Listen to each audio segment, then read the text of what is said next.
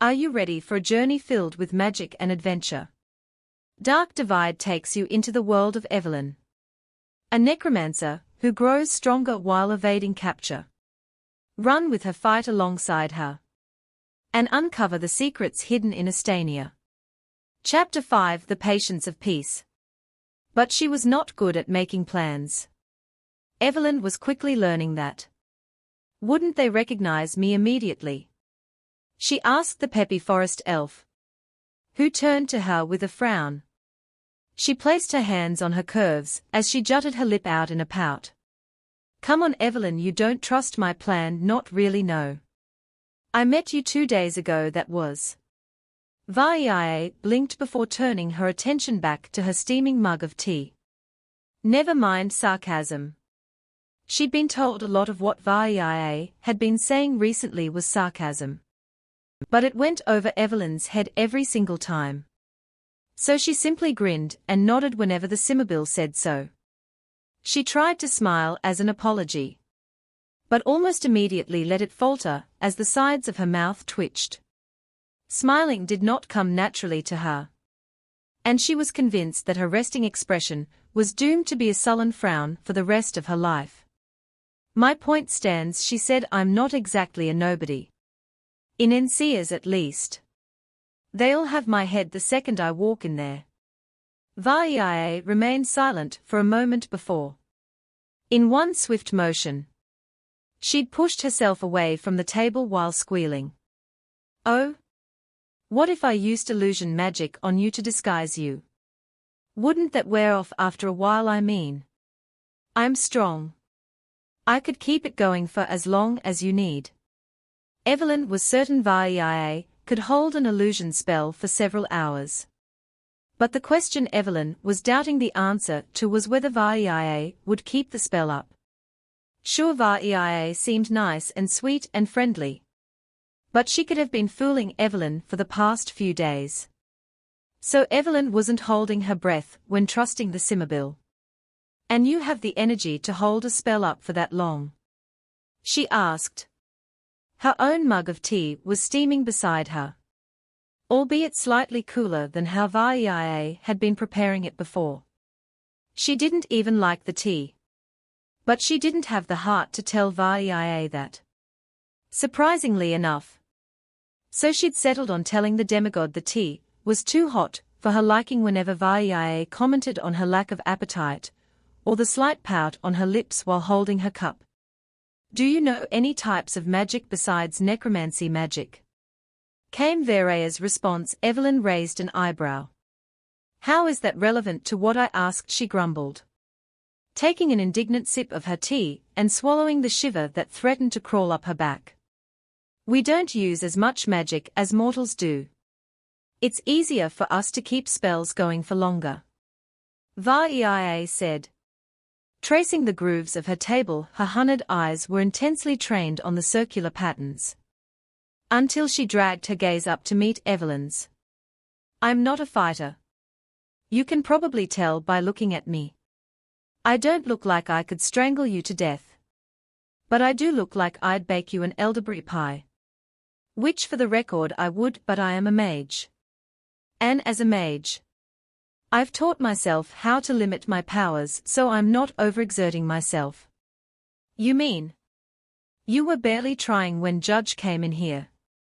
Judge the bounty hunter after me, she said.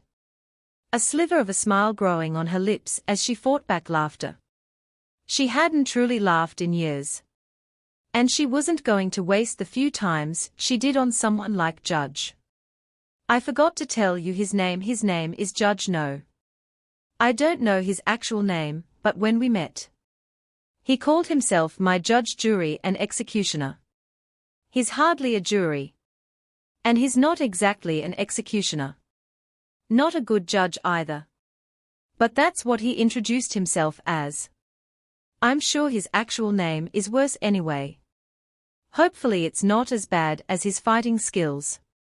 Ran the second I put him down, Vareia said, a grin of her own forming on her face. If you weren't trying then, I'd hate to see how scared he would get if you were trying. Evylyn was silent for a moment before clearing her throat. She couldn't distract herself with Vareia when there was an imminent collection of her bounty looming over her head. So you can hold an illusion while we stay in the city. Vareia's smile faltered. And she went back to staring at the table as she tapped a nail against the wood. I can, but if you don't trust me. I have a half-face mask in my bedroom. It should conceal enough of your face to the point where no one would recognize you. Evylyn wasn't going to lie to Vareia's face and say she did trust her. So she moved on. I'm also a mage, I mean. You can tell that, but the past few years. I've been working on creating a spell to cure that illness. I think I'm close to figuring it out. You've figured it out with no help. With the look on Vareia's face, raised eyebrows, and her head slightly tilted, Evylyn would have assumed she was impressed. But when the Cimabile continued, it was clear she was not impressed. How is that possible? Don't you need someone affected with the disease too? I dunno study it, no, Evylyn said after a moment. The involuntary coldness of her voice nearly making her wince. I can do it myself, I always have. You didn't have me in the past, Vareia said softly. The gentle whisper was like a melancholic caress, as Evylyn's breath caught in her throat. I can help you, but only if you let me. Her eyes burned an unfamiliar feeling, yet all too recognizable at the same time. A mixture of sorrow and lack of control would typically lead to tears brimming in her eyes, though she'd scarcely let them fall. They always appeared when she was overwhelmed. But she wasn't overwhelmed. So why was she on the verge of tears, Evylyn? Vareia's voice snapped her back to reality. And Evylyn rapidly blinked to rid herself of the tears that had welled in her eyes.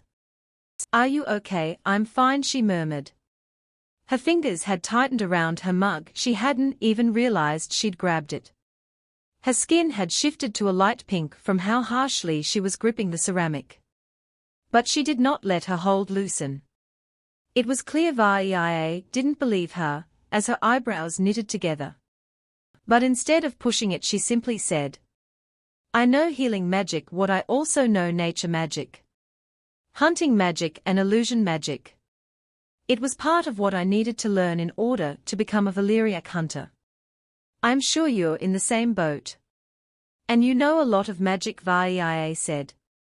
Her downturned eyes fixated on her mug. Her voice was carrying an uncharacteristically quiet tone to it. Yet even though I know all this magic, it doesn't really make me feel any better about myself. What is she saying? We use magic as an escape from reality. It's a fun way to pass time. To be able to immerse yourself in something that isn't the horrors of the world. It's a distraction, really. Both from the world and myself, Vareia sighed.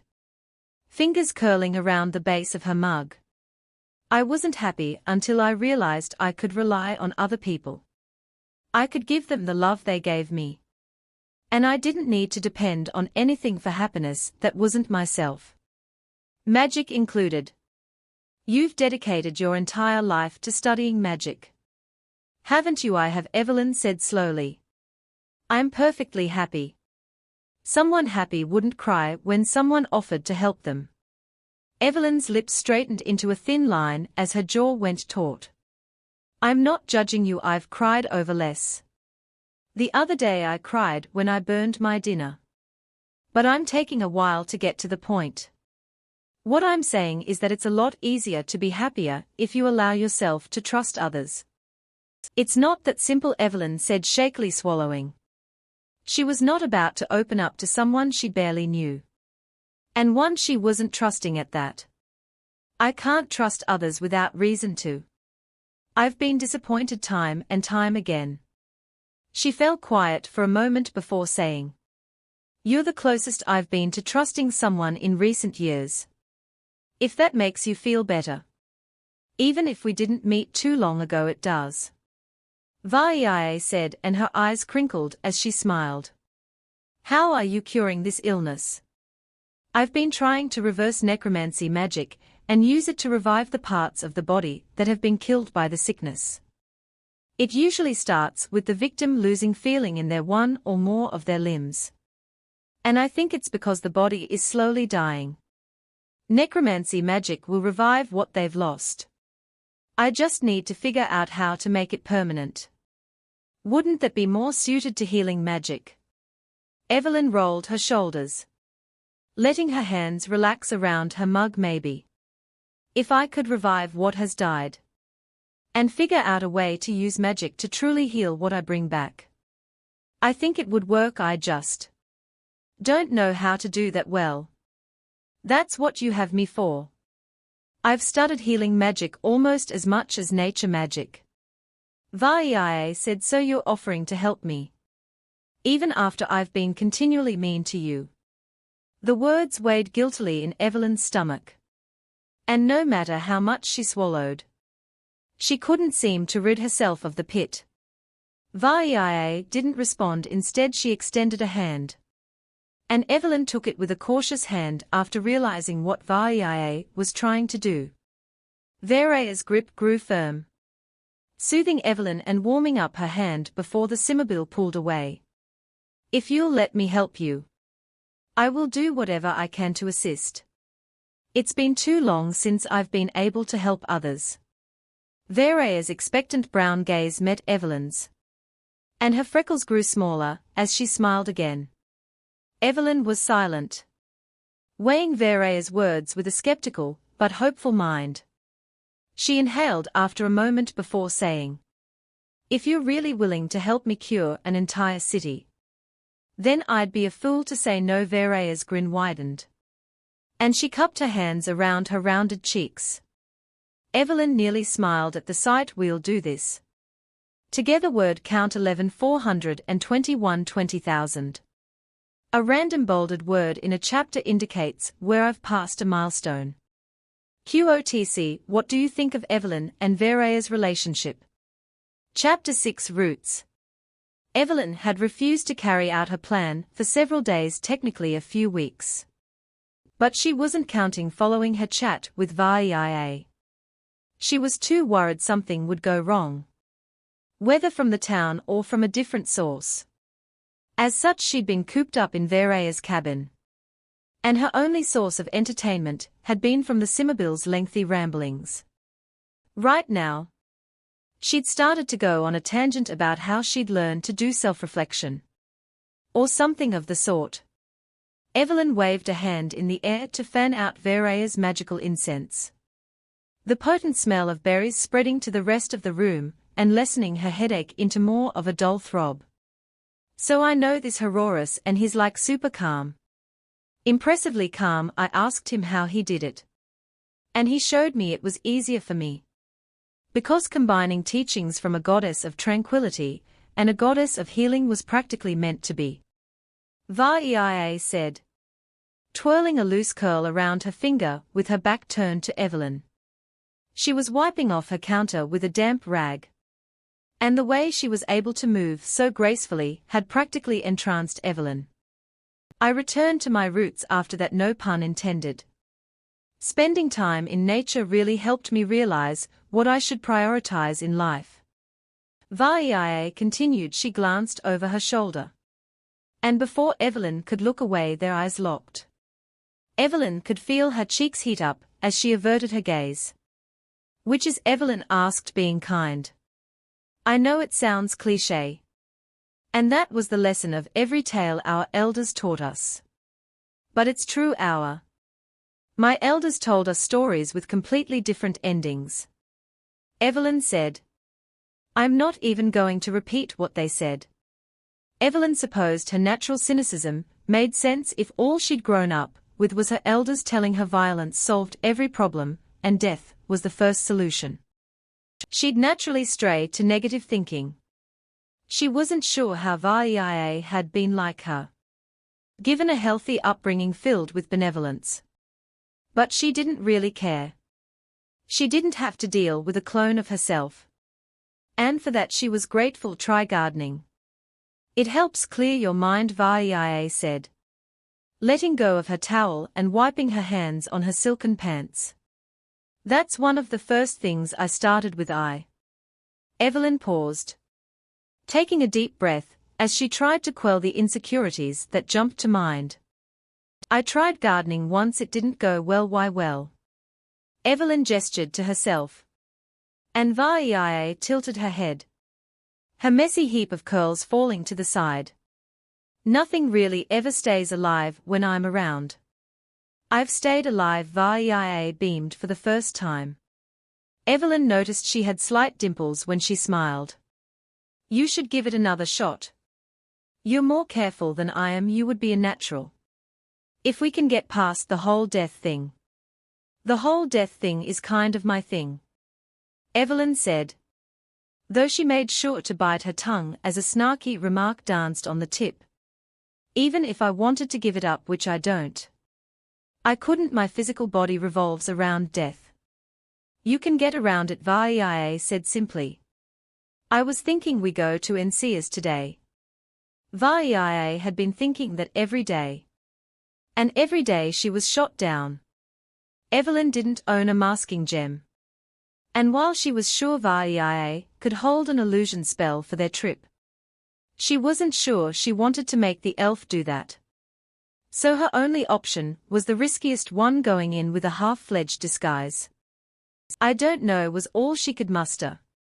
I have an acquaintance, the son of Levi and Ixnay. Evylyn retorted, hot annoyance flooding her body at Vareia's assumption of her ignorance. Especially because until now, Vareia had given her no reason to believe Evylyn was the less intelligent of the two. She'd give credit where credit was due. Vareia was the brawn. But Evylyn was certainly the brain. Yes. I forgot the name. All of Evylyn's vexation shifted to shame. And she bit her lip. Oops, he's a blacksmith cause. You know, child of Levi and all, but he could help us. Maybe give us shelter within the city while we figure out how to solve this. Are you sure? Evylyn increased the pressure of her bite, and nearly broke the skin of her lip, as the faint taste of iron pooled in her mouth. I mean, shouldn't we, try to stay out of the city? Wouldn't that be smarter? How else are you going to fix what's in the city if you stay outside of it? By sending you in and hoping for the best. Vareia's eyebrows upturned and she lightly scoffed. Okay, blunt, but remember, I'm the one helping you. Sending me to potential death is both ineffective and mean. Mostly mean. Well, you're strong. You'd fare better than I would. Unless you want to give me a bunch of dead bodies to lug around in case we run into trouble. Evylyn paused before sighing, but sorry, it's okay. Vareia pushed herself away from her counter. And in one fluid motion, had twirled so she was closer to Evylyn, and slinging her arm around Evylyn's shoulder. Evylyn winced out of reflex, but didn't move to shrug the Cimmerbill off just yet. We'll be an iconic duo, Vareia and Evylyn. Saving Ensceas. I like your enthusiasm. But we need to get into the city first, Evylyn said, shifting slightly. This seemed to be enough for Vareia to realize what she'd been doing. And the forest elf practically jumped off Evylyn while mouthing sorry. Let's save the pep talks for later. Oh. Getting into the city is no big deal, Vareia said, smiling widely as she flipped her hand down to enunciate her point. Just watch how easy it is. It was not easy. Evylyn tightened her hood around her face with a disgruntled groan, wiping the stray smears of dirt and leaves off the fabric. She grimaced, but raised an eyebrow as Vareia did not move to tidy herself. Rather, the small demigoddess simply looked into Ensceas with a radiant grin stretching from ear to ear. Suppose it makes sense, her kind does love the dirt. When the guards at the front gate to the city hadn't let her in, Evylyn had been ready to give up. She wasn't in the mood to get captured again. And with Judge and his little gang on the loose, she was not trusting he wouldn't be lurking around random corners. Vareia, on the other hand, had refused to let Evylyn turn back. So she'd quite literally dragged Evylyn to the side of the city's walls. Plant magic had made getting into the city easy. As Vareia looped a thick rope of vine to one of the bones of Ensceas' resident dead dragon. And somehow, she'd managed to drag herself and Evylyn through 3 trees, a muddy puddle and countless bushes. And despite this, Vareia hadn't let her spirits be dampened. Looking at how the City beamed at the city, covered in dirt, Evylyn's initial doubts were replaced by a desire to, at the very least, get Vareia to whoever it was she had a connection to. If Vareia was going to go to such lengths for Evylyn, it was only fair she got similar treatment. So, "Where's this Ixnay?" Evylyn asked, crossing her arms as Vareia looked up at her. Her honey-brown eyes crinkled as her smile somehow widened. "Well, luckily for you, his house is on the outskirts of the city. Or at least it was. Maybe he's moved." Vareia drew a quick rune, casting the forest green circle with a dramatic flourish of her hand. After a cloud of green smoke cleared, Evylyn could see a large flower with drooping, glowing pearlescent petals and floating orbs surrounding the pink filament. She held the flower out to Evylyn, who met her kind gaze with confused eyes. "What? Take it, silly, put it on your hood. I appreciate your darker sense of style. But that cloak is going to draw more eyes than not if you don't have something to spruce it up." "You know," Vareia said, extending her hand. Evylyn slowly reached her own hand out, taking the flower as her lips parted. And before she knew what she was saying, she was blurting out, "You're really talented." Vareia, who had been shifting from foot to foot in anticipation, still she tilted her head slightly. "My magic." Evylyn could feel her cheeks heat up as she averted her gaze from Vareia's. Whatever hole she'd just dug herself into felt a lot more suffocating than almost losing her life had. "No, well, yes, but everything you do, you just always know what to say.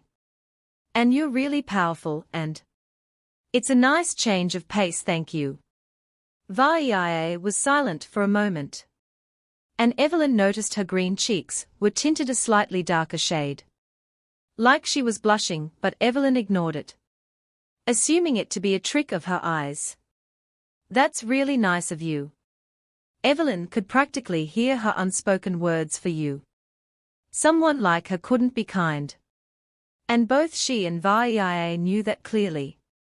With her lax hand, Evylyn bunched up a ball of her skirt's fabric, as she didn't dare meet Vareia's gaze again. "When we first met, I thought you hated me. For a while, maybe you still do," Vareia said with a breathy laugh, "but you've been warming up, I think. And it's really nice to see that side of you. The one you don't think exists." Vareia fell quiet again, and Evylyn could sense she wanted Evylyn to look at her. So she obliged. And Vareia's eyes were shimmering with kindness. She gestured upwards. "May I?" Evylyn didn't exactly understand what she meant, but by now, she knew Vareia wasn't trying to secretly kill her, probably. So she simply nodded. Vareia stretched onto the tips of her toes, and though Evylyn kept her gaze trained on the spades of grass beneath her feet, she could feel her mask and hood's fabric shift as Vareia brushed them with her fingers. And a moment later she pulled away. Evylyn's hand strayed to her hood, and she could feel the soft petals of the flower Vareia had conjured touch her skin. It was wrapped in a way that Evylyn could tell Vareia knew how to make a flower stick to seemingly nothing. "I know you're having doubts about going into Ensceas, but I really think we can do this. You've never had someone you can trust. And I've never had someone who appreciated me for who I am." Vareia gently nudged Evylyn with her elbow, smirking. "Who would have known finding you half dead in the middle of the woods would have led to finding someone great?" Evylyn couldn't respond as her breath caught in her throat, mulling over Vareia's words as she drew in an even inhale. She couldn't do anything really. as the curved corners of Vareia's mouth deepened. But the one thing she could do, she genuinely smiled. Something she hadn't done in hundreds of years. Word count 12,542 20,000. A random bolded word in a chapter indicates where I've passed a milestone. QOTC. How do you think their trip into Ensceas will go? What do you think of their little conversation? Chapter 7. Trust is a finicky thing. With a hearty pull, concealing as much of her face as possible. She was wearing Vareia's mask, though the fabric was itchy, and she'd almost ripped it off her face multiple times when it rubbed against her skin in the wrong way. Vareia had profusely apologized. But Evylyn was just happy more of her identity could be kept a secret.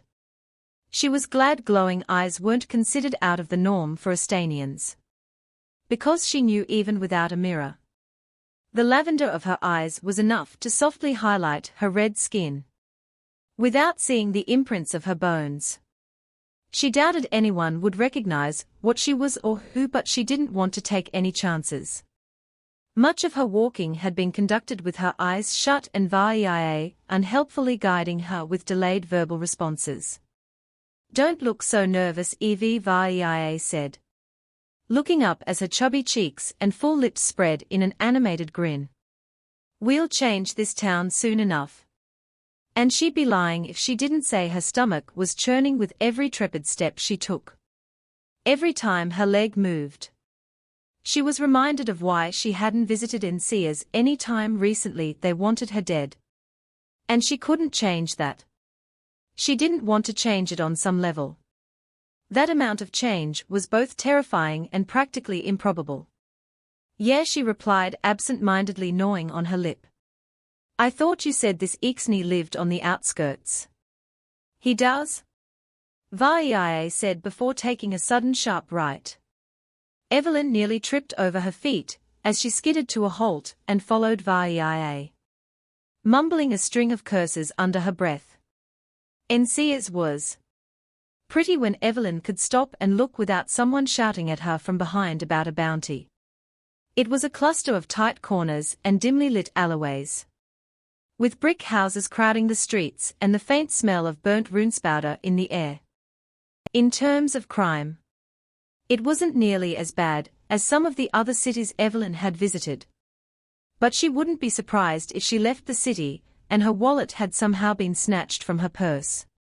She straightened her spine as Vareia knocked against the door. It didn't look like a blacksmith's house, but Evylyn supposed his business could have been further into the city.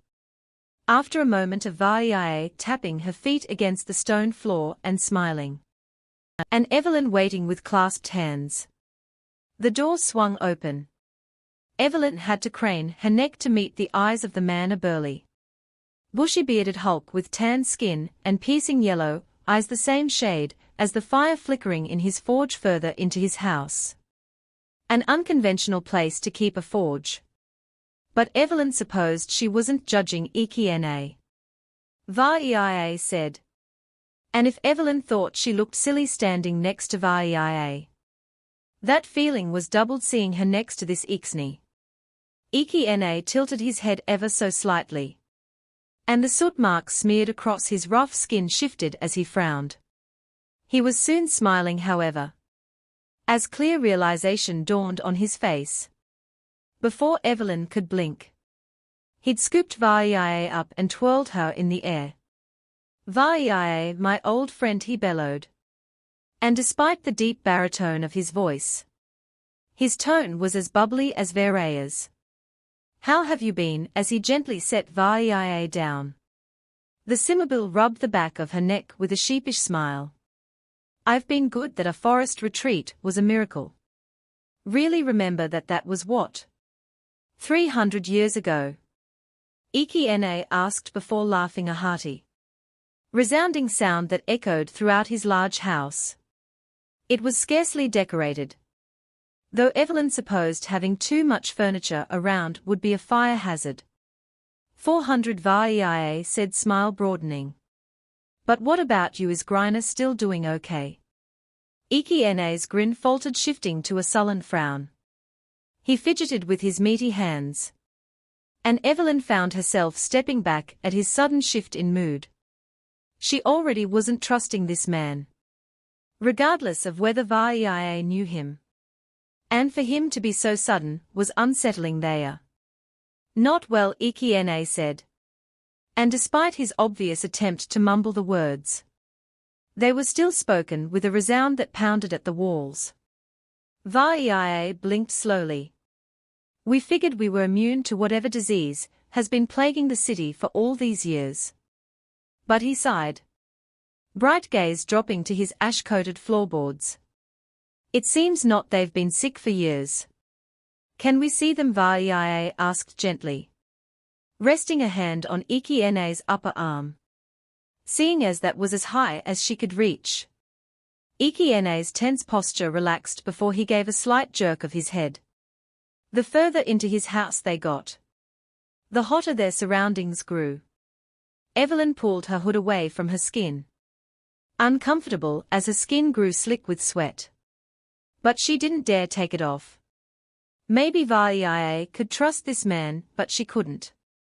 Not yet. They were led into a small bedroom, considerably more packed with furniture than the rest of the house.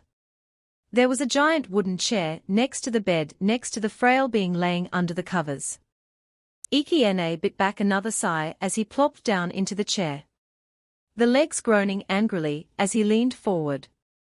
He took the hand of whoever was in the bed, closing his eyes for a moment before looking at Vareia. What happened? Vareia asked, walking to the other side of the bed. She did not sit as she watched the two. Evylyn didn't approach the bed. She really didn't know if she was supposed to even follow them in here. But Ensceas lit a candle, bathing the room in an amber light and providing her with enough illumination to see everything she needed. The Sulana in the bed was frail. Their skin was unnaturally pale, almost a ghostly white compared to what Evylyn assumed used to be a smooth yellow shade.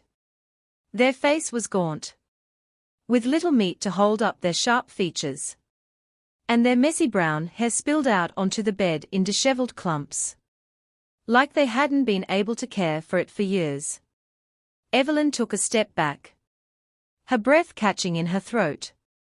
If Ensceas knew she was the accused source of this disease, he'd rip her in half to the town. She was the believed source for suffering like this. They wouldn't hesitate in putting her down given the chance. There was no cure for this disease. And because Griner was immortal, they'd never meet the sweet embrace of death to free them of their suffering unless Ensceas killed them himself. Perhaps that was why their hair was so messy. Ensceas was too scared to touch more than their hand in anticipation that he could somehow kill Griner with the brush of a loving hand. Her eyes burned, though tears did not prick at them as she covered her mouth with a hand. Her hot breath tickled through the scratchy fabric of her mask, ragged and desperate, as she did her best to contain herself. To show weakness here would mean potential death. It must be because they are immortal, Vareia said, her melancholic tone so unfamiliar to Evylyn she nearly broke into tears at that. That's actually why we are here. What do you mean? Ensceas asked, his voice breaking before he cleared his throat. Evie and I. Vareia gestured to Evylyn, and didn't seem to notice anything was wrong, flooding Evylyn with temporary relief. Are in the city to fix this disease. We were wondering if you could help us. If you could, then we could help Griner too, and you could. You can use them to help, can't you? Because they are immortal. Vareia hesitated before looking to Evylyn. She supposed it was her turn to speak, though she wasn't going to waste her time with introductions. It's far safer if we can test cures on them. They won't die from anything I make. And even if I can't find a cure, there's a potential they'll be helped regardless. Vareia frowned as Evylyn said this, though Evylyn hadn't a clue why. So she glanced up at Ensceas, whose bright yellow gaze had transitioned from doleful to hopeful. "If you help us with this, I'll be indebted to you," Ensceas said before smiling and sliding his eyes over to Vareia. "Again, don't worry," Vareia said, clapping Ensceas gently on the back. "If we are able to do this, we'll be even so." "What are their symptoms?" Vareia asked, tapping her quill against the table. Ensceas had led them out to his living room. A blur of red and brown accompanied by the soft roar of his forge's fire. A single candle amplified by Ensceas' magic was enough to light up the entire room. "They've had a horrid cough ever since they caught the disease," Ensceas said, picking up his fork and shoveling a mouthful of his dinner into his mouth. He'd offered a serving to the two women, of which Vareia accepted and Evylyn rejected. "Let's see, at first it just sounded painful. But then they started hacking up blood as well." "And how long has that been going on for?" "100 years maybe." The response sounded casual. But Evylyn still grimaced as she looked away and rested a hand on her skirt. "Sometimes I wish they weren't immortal. Then they wouldn't be suffering. But whenever I ask them whether they tell me they can't serve Lysis without my love in the afterlife." Vareia's lips tightened into a straight line before she sighed and placed her quill on the table. The ink smeared on the paper. Though Vareia didn't seem to care. "That's awful." "I'm sorry, it's okay," Ensceas replied, voice jubilant despite the dampened spirits. "We can all fix this horrible disease together." Perhaps this house was where Vareia learned her incredibly upbeat behavior. After all, she did say she used to be like Evylyn. And there was only so much meditating in a patch of dirt and looking at pretty flowers could do for a soul. Evylyn already knew that Vareia exhaled, the corners of her lips curling into a sliver of a smile as she giggled. "You're right, are there any other symptoms?" "At least once a day.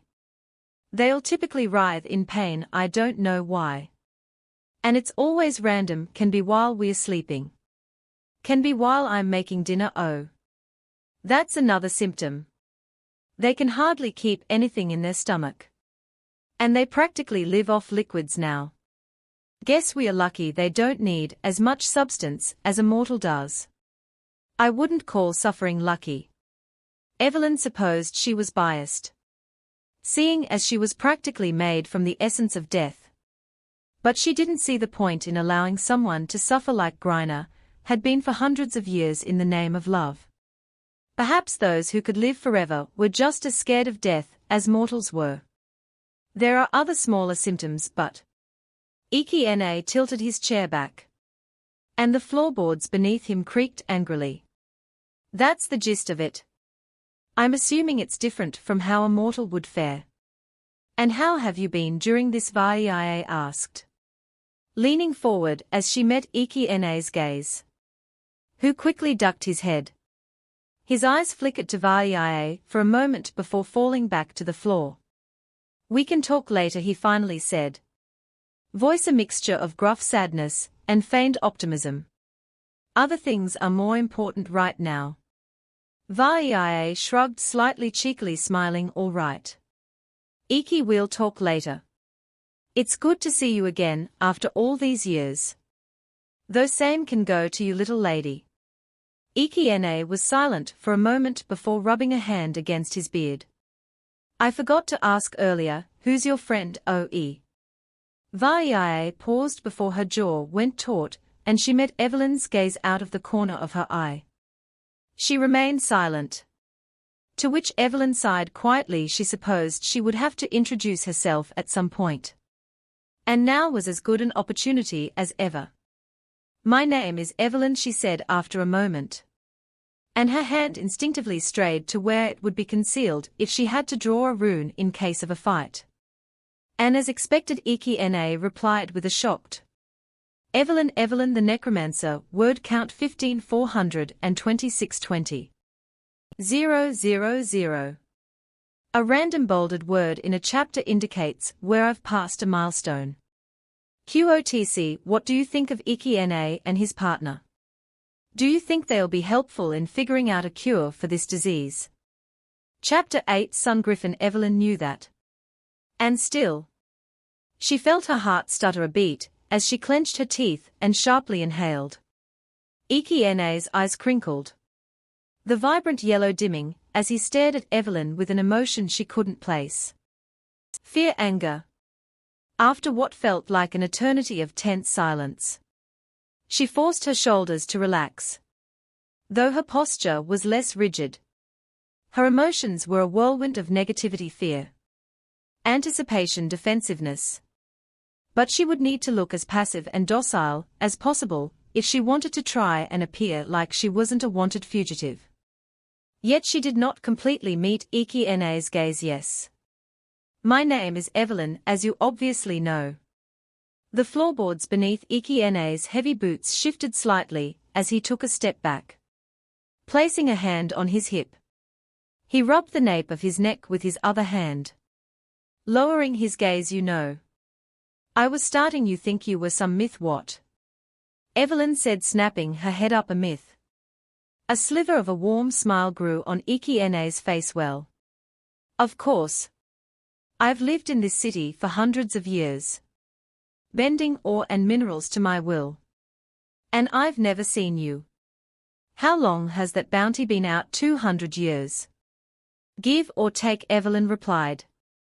Rubbing a hand against her sleeve, she sighed. I guess it's good that someone doesn't believe I did this.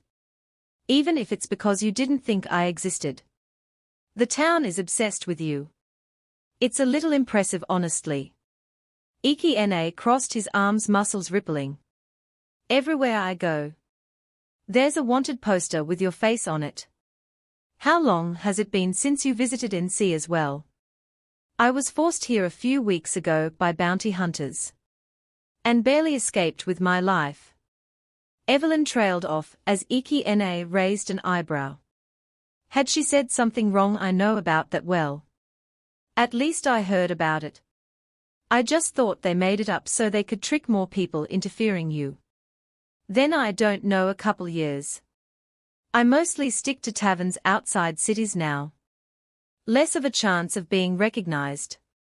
Worked out great last time I visited a tavern. And you're not as bad as the townspeople say. Ensceas' gruff voice cut in through her thoughts. Unlike with Vareia, he was unsettlingly solemn speaking with Evylyn. It unnerved her. Particularly because she knew that this man could squish her between his hands if he so pleased. No, Evylyn said, I'm not like the rest of my kind. I don't want to hurt others. Ensceas' hard gaze softened slightly. Though he did not move. If you're with Vareia, you can't be all that bad. I trust her. And I trust Evylyn, Vareia said. Melancholic notes interwoven into the melodic song of her voice. It seemed as though the short Cimabel wanted to say something else. But she bit her lip before adding. We are here to help, I promise. At Vareia's gentle prod at her side. Evylyn lowered her hood. And could feel her face burn hot as Vareia smiled up at her, and Ensceas' eyes widened before he tilted his head. A friend of Vareia's is a friend of mine. Ensceas said, stepping forward and extending his hand. Evylyn stared at it for a moment before he retracted it. And a sheepish grin crossed his face. How can I help you? Well, from what I've figured out so far, I need some plants outside the city. I'm not entirely sure what to do after that. We are not very experienced with the whole cure a deadly disease that you have no idea how it works thing. Evylyn said, a lot of it will be potion making. Liquids are going to be the easiest to distribute to the sick. But I suspect there will be magic involved. Either healing or necromancy or both. And that's where Vareia comes in, Vareia said. And her honey-brown eyes widened as she blushed. You didn't say anything about me being that involved. It wouldn't make sense for you not to be. Evylyn said. And she felt the corners of her lips curve up as Vareia smiled, averting her gaze and tucking one of her wild curls behind her ear. I wasn't going to have you just run around and pick berries for me. I'd be a fool to not accept more help from you. Well, I mean if that's what you want, Vareia breathed. Eyes wide, a dark blush still adorned her cheeks. And Evylyn could feel butterflies in her stomach euphorically flutter. She swallowed, crossing her arms as Vareia's smile didn't falter. Can you take us to the outside of the city? Evylyn turned to Ensceas, who met her gaze with stalwart eyes. The yellow within his eyes shifted as he looked to Vareia, then back to Evylyn, before dipping his head in a nod. Given how long it had taken Vareia to find Ensceas' house, Evylyn had believed getting back outside the city would have taken just as long. But Vareia's strange sense of direction was quickly proven to be confined to the City alone. It took 5 minutes of walking for Ensceas to lead them outside the city. The dark confines of Sci-Fi lurked in the distance, the shadow-stained trees seeming to grow in size the longer Evylyn stared at them. Hushed whispers crept into her subconscious, and she shook them away with an indignant huff. The creatures of Sci-Fi would need to try harder than that to scare her. By the evergrowth, Vareia squealed, and Evylyn glanced at her out of the corner of her eye. She'd bent down, back to Evylyn as she outstretched her arms. Or, who's a good boy, who's a good boy? Evylyn knew she wasn't talking to Ensceas probably, so what was she talking to? And Evylyn quickly got her answer, as Vareia shifted slightly. She was holding a baby sungriffin, and it chittered as it placed its front paws on Vareia's collarbone. The City hugged the baby close, and the sungriffin rubbed its beak against her cheek affectionately. Vareia, Evylyn said, stepping to the side to try to get a better glimpse of Vareia's face. To no avail if there's a baby sungriffin here. Don't you think the mother will be close by? She sent him out here, isn't that right, City? Vareia's words were muffled as the sungriffin's radiant gold feathers blocked her voice. The sungriffin chirped in response before leaping out of Vareia's arms, landing next to the City as its furry tail waved back and forth. Okay, well, we have things we need to be doing. You can bring the sungriffin along, I guess. But please try not to let it get in the way, thanks. Vareia said, standing and allowing the sungriffin to position itself alongside her. Its bright yellow eyes blinked rapidly as it looked up at Vareia. How could you talk to it? Vareia grinned slightly, brown gaze dipping to the creature, who was pawing at the grass. All City can talk to animals. I thought you'd know that. Evylyn's face burned hot, though this time she knew it wasn't from admiration. A sour retort leapt to the tip of her tongue, but she swallowed it in favor of a calmer I didn't. That's not exactly common knowledge. Or I would have known it maybe, was all Vareia replied with, along with a nonchalant shrug of her shoulders. What exactly did you need? Elderberries, echo dust, and flame powder, Evylyn said, her hand straying to the bag looped around her shoulder. I have echo dust with me from a few weeks ago. Elderberries are easy to find. Flame powder is what will be tricky actually. I have some flame powder back at my house, or if you're feeling impatient I can make some. It's just draining so. Ensceas cracked his knuckles and rolled his neck. I'd prefer if you're willing to wait. It'll be safer doing it in my house as well. I have the patience of a saint, Evylyn grumbled, pinching her eyes shut as she resisted the urge to groan. They'd be on the outskirts of Ensceas for 5 minutes, and she was already feeling overwhelmed. The air was too warm. The chirping of forest critters was too loud. And with this new sungriffin bouncing about, the grass was rustling in unnatural ways. Evylyn had a feeling she'd be holding back her thoughts a lot more than normal. For a variety of reasons, patience of a necromancer. You mean Ensceas grinned though Evylyn frowned. Was he joking? Or was it an insult under the guise of humor? I meant a saint, she replied. And Ensceas mirrored her expression as he raised an eyebrow. All right, he said. There should be some elderberries deeper into the woods. Border of Fosby. Evylyn didn't feel comfortable in the slightest trusting Ensceas' word.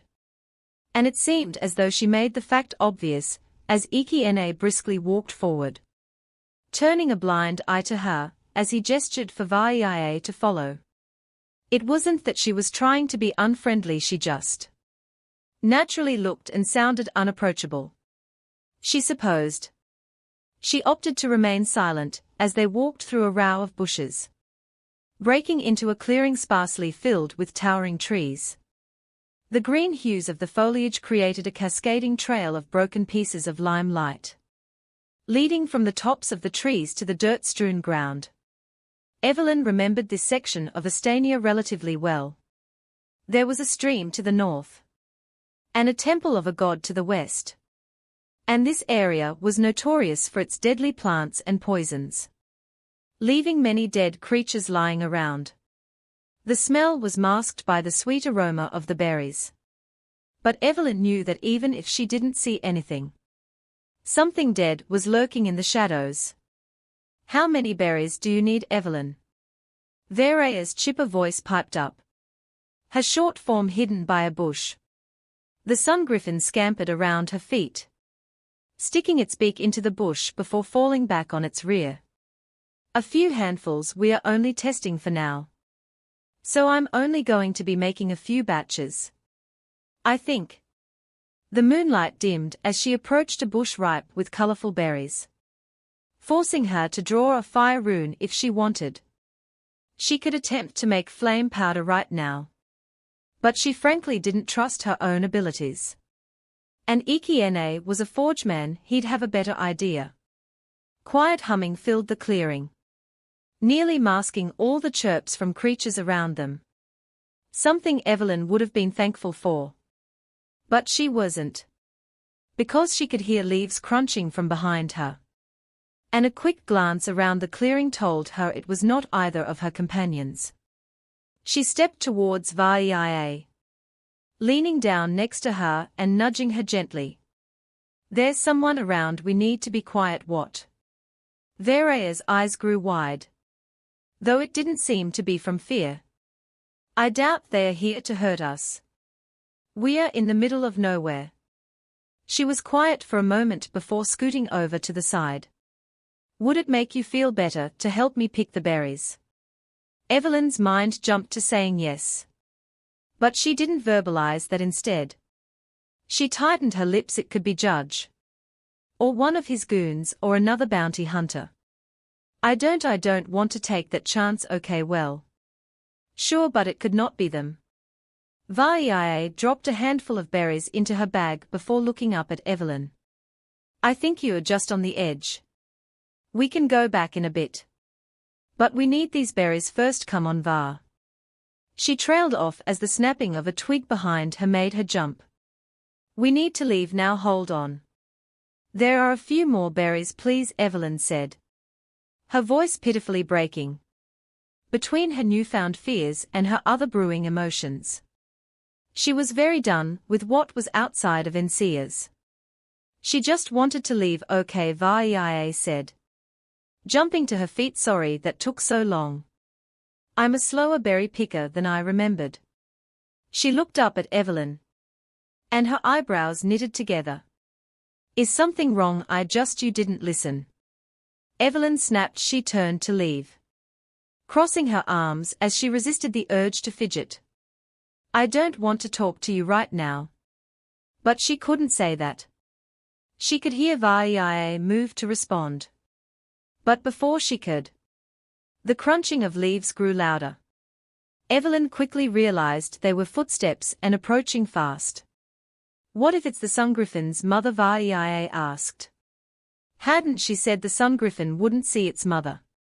Why would she be coming to find her child? It's not, Evylyn retorted. though she had no weapon besides her dagger. Her fingers were practically itching to properly cast a spell. So she waited, and after what felt like an eternity, she saw a flash within the woods. It was quick.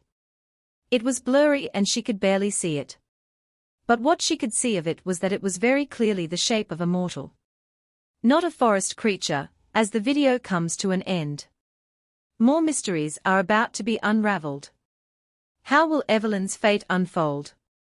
Can she overcome the challenges before her? Subscribe to our channel and turn on notifications to find out in our next update. Don't miss any of the suspense and revelations about Dark Divide. Let's uncover the truth together.